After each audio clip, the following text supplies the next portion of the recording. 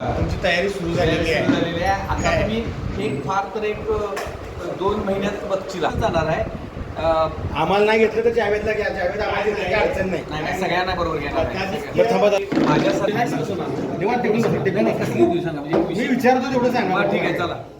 Ticket मिळणार आहे तेव्हा. मला हे बघा, कोल्हापूर उत्तरची निवडणूक महेश जाधव 100% लढवणार.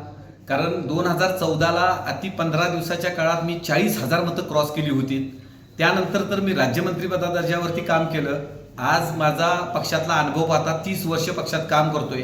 आज संघटन चांगल्या पद्धतीनं मी सगळे पदाधिकारी माझ्याबरोबर आहेत आणि आज 100% कोल्हापूर उत्तरमधनं मला तिकीट मिळाल्यानंतर मी आमदार होऊ शकतोय. हा विश्वास सर्वसामान्य जनतेला आहे आणि माझ्याबरोबर असणारे सगळे पदाधिकारी कार्यकर्ते माझ्याबरोबर आहेत. पक्षश्रेष्ठी निश्चित या येणाऱ्या 24च्या विधानसभेच्या वेळेला माझ्या उमेदवारीचा विचार नक्की करतील. तिकीट मलाच मिळेल आणि सर्व लोकांच्या विश्वास संपादन करून मला ही निवडणूक जिंकता येईल. त्यामुळे मी प्रमुख दावेदार आहे आणि बाकीच्या सगळ्या गोष्टी जे आहेत ते पक्षश्रेष्ठी ठरवतील. पण निश्चित माझी तयारी आहे. त्या पद्धतीनं माझं कार्य आहे. मी इतर राज्यात गोवा, कर्नाटक किंवा अन्य सांगेल त्या ठिकाणी पक्षानं मी निरीक्षक म्हणून गेलेलो आहे. माझा अनुभव आहे. मी महाराष्ट्र राज्याचा आता सचिव आहे. त्यामुळे सिनियरिटी बघितली, अनुभव बघितला, माझं वक्तृत्व, नेतृत्व आणि कर्तृत्व या सगळ्या गोष्टी विचारात घेऊन भारतीय जनता पार्टीचे पक्षश्रेष्ठी निश्चित मला उमेदवारी देतील आणि मी चांगल्या ताकदीने ही निवडणूक लढवणार आहे. खरं पाहिलं तर त्या ठिकाणी सध्या काँग्रेसचे त्या ठिकाणी विद्यमान आमदार आहेत जयश्री जाधव.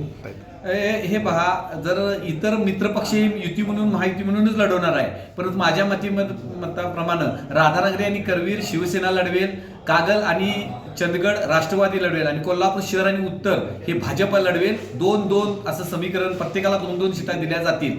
आणि त्याचबरोबर मित्रपक्षांनी ही मदत ही प्रत्येकानं आपापल्या ज्याला उमेदवारी मिळेल त्याला त्याचा प्रचार करायचाच आहे. झालेल्या निवडणुकीचा विचार केला तर कोल्हापूर शहरामध्ये मतं चांगली मिळालेली आहेत.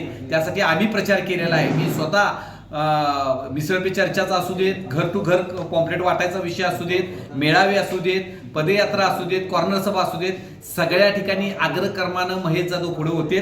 आणि या निवडणुकीमध्ये सुद्धा मला खरं तर माझ्यावर अन्याय झाला. पोटनिवडणुकीमध्ये मलाच तिकीट द्यायला पाहिजे होतं, पण पक्षश्रेष्ठींनी त्या ठिकाणी विचार वेगळा केला असेल. पण यावेळेला माझा विचार नक्की पक्षश्रेष्ठी करतील आणि याची मला खात्री आहे.